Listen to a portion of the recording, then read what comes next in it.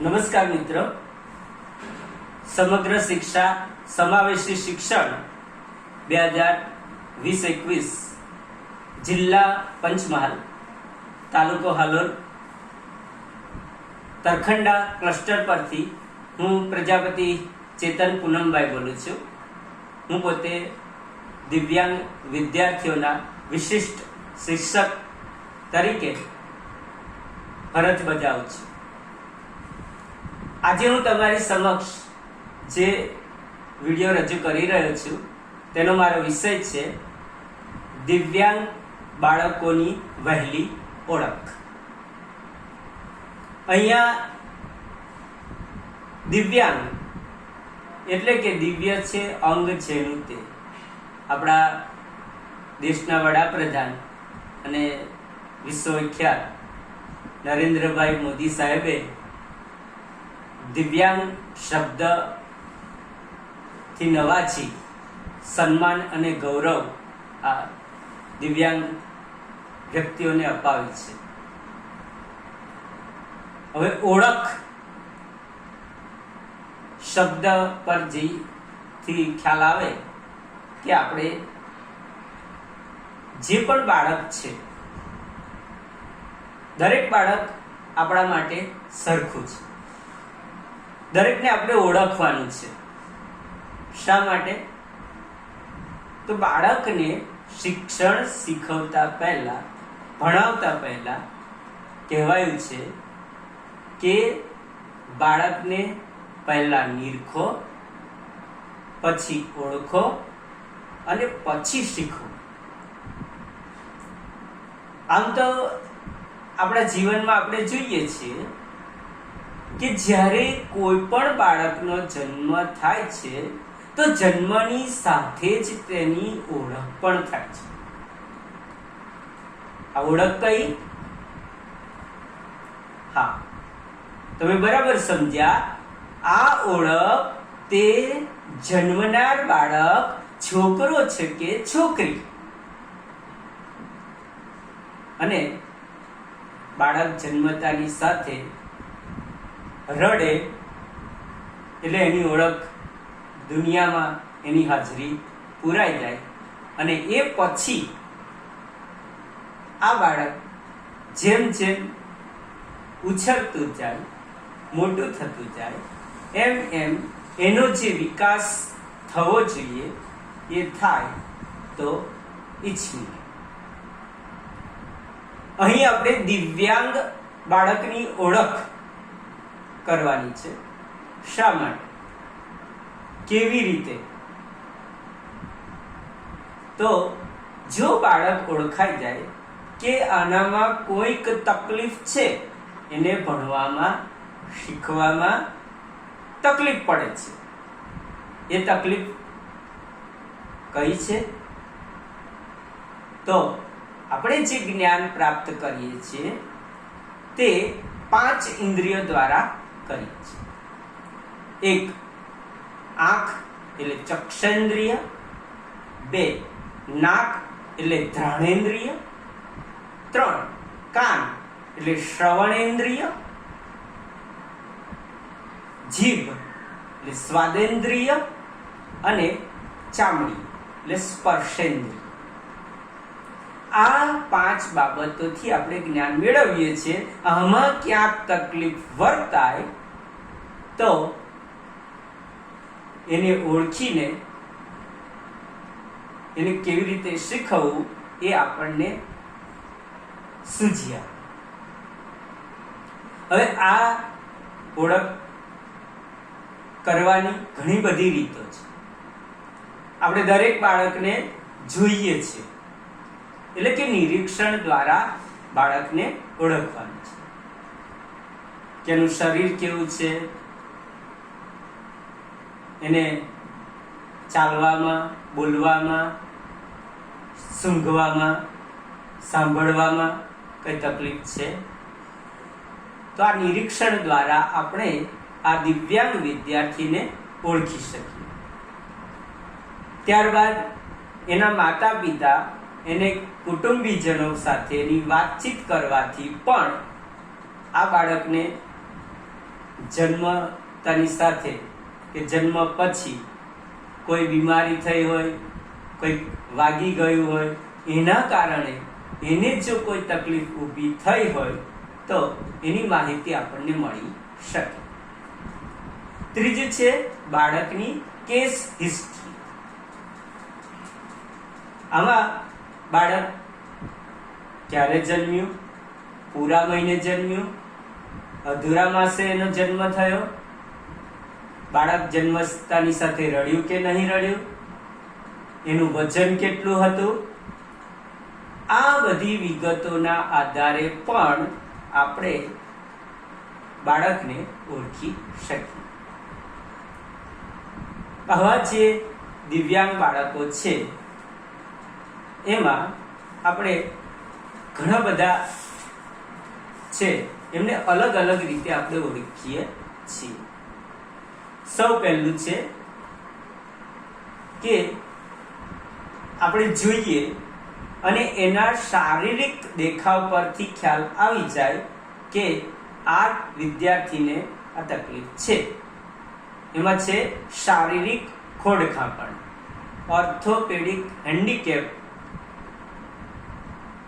એમને આપણે ઘોડીથી ચાલતા હોય, ટ્રાયસિકલમાં એટલે કે 3 પૈડાવાળી સાયકલમાં ફરતા હોય, વ્હીલચેરમાં હોય, કેટલાક બાળકો ઢીંચણે હાથ દઈને ચાલતા હોય, કેટલાક બાળકોના હાથ દેખીતી રીતે જ કપાયેલા કે અવિકસિત જોવા મળે. તો એ પરથી આપણે ઓળખી કાઢીએ કે આ વિદ્યાર્થીને શારીરિક દિવ્યાંગતા છે અને એ પ્રમાણે એને પછી આપણે શીખવી શકીએ, વર્ગખંડમાં એને બેસવાની વ્યવસ્થા કરી શકીએ, ઘરેથી શાળા અને શાળાએથી ઘરે જવાની એને આપણે વ્યવસ્થા કરી શકીએ. તો આ દિવ્યાંગ વિદ્યાર્થી સારી રીતે ભણે, આગળ વધે અને આપણે એનું પુનર્વસન કરી શકીએ. તે પછી છે સંપૂર્ણ અંધ. આવો બાળક તરત જ ઓળખાઈ જાય, કાં તો એને કાળા ચશ્મા પહેર્યા હોય મારી છે, એના હાથમાં સફેદ લાકડી હોય, કાં તો કોઈ એને દોરીને લઈ જતું, તો એ તરત ઓળખાઈ જાય. પરંતુ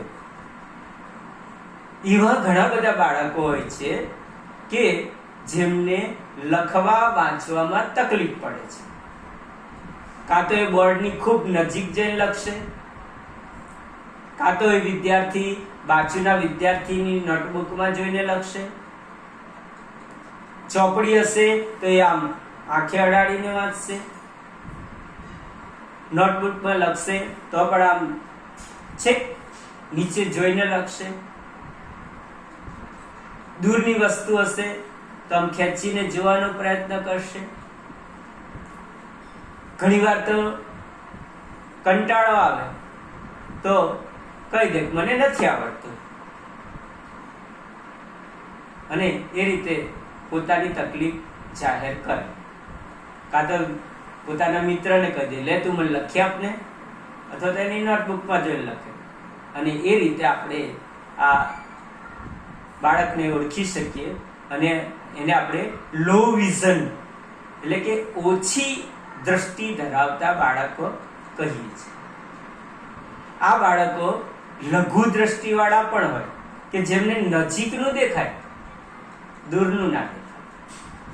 એટલે એની ઓળખ થઈ જાય તો આપણે વર્ગખંડમાં એને બોર્ડની સામે પ્રથમ પાટલી પર બેસાડીએ, એને પૂરતો પ્રકાશ મળી રહે એવી વ્યવસ્થા કરી શકીએ. સરકાર શ્રી દ્વારા અપાતી લો વિઝન કિટ્સ આપણે એને આપી શકીએ અને એ દ્વારા આ લો વિઝન વાળા બાળકો ભણે અને આગળ વધે.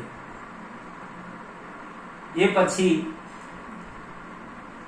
કેટલાક બાળકો એવા હોય છે વર્ગખંડમાં કે જે આમ એકદમ ડાયા લાગે, પરંતુ બીજી ક્ષણે કાં તો પોતાને જ મારશે, કાં તો પોતાના જ વાળ ખેંચશે, કાં તો કપડાં ફાટશે, બીજા છોકરાને હેરાન કરશે, કંઈક ને કંઈક સતત ચંચળ પણ બતાવશે. એટલે આ જે બાળકો છે ક્યારેક ક્યારેક વર્ગખંડમાં પેશાબ પણ કરી જાય. એમને રિસેસ પડી કે રિસેસ પૂરી થઈ એની પણ ખબર ના પડે. ખાવાની પણ ક્યારેક તો તકેદારી ના રાખે, સતત ખીજાયા કરે, કાં તો પછી કોઈ એક અક્ષર કે કોઈ પા પા પા પા પા પા પા પા પા મોડે ચડી ગયું તો બસ એ રટણ કર્યા કરે. આ જે બાળકો છે એ મંદ બુદ્ધિ, જેને કહીએ છીએ માનસિક રીતે ક્ષતિ ધરાવતા બાળકો. હવે એમને આપણે બૌદ્ધિક અક્ષમતા ધરાવતા બાળકો કહીએ છીએ. એટલે આ બાળકો આપણે ઓળખી શકીએ. હવે શાળામાં એવા ઘણા બધા બાળકો કે જેમને ઓળખવા અઘરા પડે, કાં તો એની ઓળખ મોડી થાય. કારણ આ જે અપંગતા છે, આ દિવ્યાંગતા છે, એ નરી આંખે જોઈ શકાય તેવી નથી, અને તે છે HI, હિયરિંગ ઇમ્પાયરમેન્ટ, શ્રવણ મંદ બાળકો. આવા બાળકોને જો આપણે ઓળખવા હોય તો આ બાળક સતત આપણે બોલતા હોઈએ તો આપણી સામે ટગર ટગર ટગર એક ટસે જોયા કરશે. જો પાછળથી અવાજ કરીશું તો એ કોઈ ધ્યાન નહીં આપે, કારણ એને સંભળાતું નથી. પણ આ સંભળાતું નથી એ એની અપંગતા નથી, કારણ એને કશું જ સાંભળ્યું નથી, માટે એ કશું બોલી શકતો નથી. એને આપણે બોલીને કહીશું કે ઊભો થા તો એ આપણા આજ્ઞાનું પાલન નહીં કરે, કારણ એને સંભળાતું નથી. એ મોટે ભાગે ઈશારાથી જ વાતો કરતા હશે, એકબીજા સાથે ઈશારાથી કામ લેતા હશે, આમ કાન દઈને સાંભળવાનો પ્રયત્ન કરશે. તો એ રીતે આપણે આ શ્રવણમંદ બાળકોને ઓળખી શકીએ. હવે આપણી શાળામાં હમણાં ઘણી શાળાઓમાં જોયું છે, ત્યાં નાની આમ બહુ જ ઓછી ઊંચાઈ હોય એવા બાળકો જોવા મળે છે. એનું શરીર નથી વધતું, ઉંમર વધે છે. 9મા ધોરણનું બાળક હોય તો હજુ પહેલામાં આવ્યું હોય એવું લાગે. આ જે બાળક છે એમને સિકલ સેલ, ઓછી ઊંચાઈ વાળા બાળકો, એમની ઊંચાઈ મોટે ભાગે 4.20 હોય છે. તો આ બાળક તરત જ ઓળખાઈ જાય. આવા બાળકો ને એને શરીરના વિકાસ માટે આપણે કંઈ કરી શકીએ અને એનાથી આગળ વધે. હવે કેટલાક બાળકો એવા હોય છે કે અહીં પાછળ એમને ખૂંધ દેખાતી હોય, સ્નાયુઓ જકડાયેલા હોય. કેટલા તો એવા બાળકો હોય કે જેમને સીપી ચેરમાં, એક મોટી ગાદી વાળી ખુરશી આવે એમાં બેસાડેલા હોય અને પટ્ટા બાંધેલા હોય, જેથી એમનું શરીર સીધું રહી શકે. તો આવા જે બાળકો છે એ સિરેબલ પાલ્સી બાળકો, એમના સ્નાયુઓ જકડાઈ ગયેલા હોવાથી એવી સ્થિતિમાં રહે છે, પણ સારી રીતે ભણી શકે છે. તેથી આગળ જઈએ તો હવે એવા બાળકો જે મલ્ટીપલ એટલે બહુ વિકલાંગતા ધરાવતા બાળકો, એમની ઓળખ તો બહુ અઘરી છે, કારણ કે આ એક વધારે જટિલ દિવ્યાંગતા કહી શકાય. વિદ્યાર્થીને અથવા બાળકને એક કરતા વધારે વિકલાંગતા, કાં તો એને સંભળાતું પણ ના હોય એ બોલી શકતો પણ ના હોય અને જોઈ પણ ના શકતો હોય, જેને આપણે શ્રવણ અંધ એટલે સાંભળી પણ ના શકે ને અંધ પણ હોય એવું બાળક, કાં તો એ જોઈ પણ ના શકતું હોય અને માનસિક રીતે પણ ક્ષતિ હોય, એટલે એક કરતા વધારે વિકલાંગતા હોય એ બાળક બહુ વિકલાંગ બાળક કહેવાય.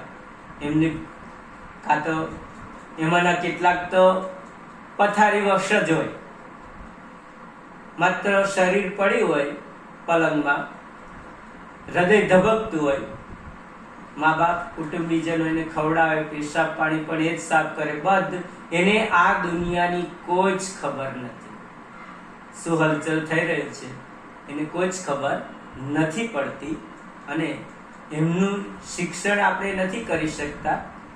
માત્ર વાલી કાઉન્સેલિંગ દ્વારા અમુક સાહજિક ક્રિયાઓ અને એના વિશે એમની સમજ વધે એ કામ આપણે કરી શકીએ છીએ. આવા દિવ્યાંગ વિદ્યાર્થીઓની ઓળખ જો સમયસર થાય અને એના માટેનું આયોજનબદ્ધ શિક્ષણ આપણે ગોઠવી શકીએ તો આવા બાળકો આગળ વધે જ છે. એના ઘણા બધા દાખલા તમે જાણો પણ છો, અને પુનર્વસન પણ સારું થાય જ છે. તો આ વિડીયો સાંભળી તમને જો ગમ્યો હોય તો તમારા મિત્રો સુધી પહોંચાડજો, જેથી કરીને બીજા દિવ્યાંગ વિદ્યાર્થીઓને મદદ મળી રહે. અસ્તુ.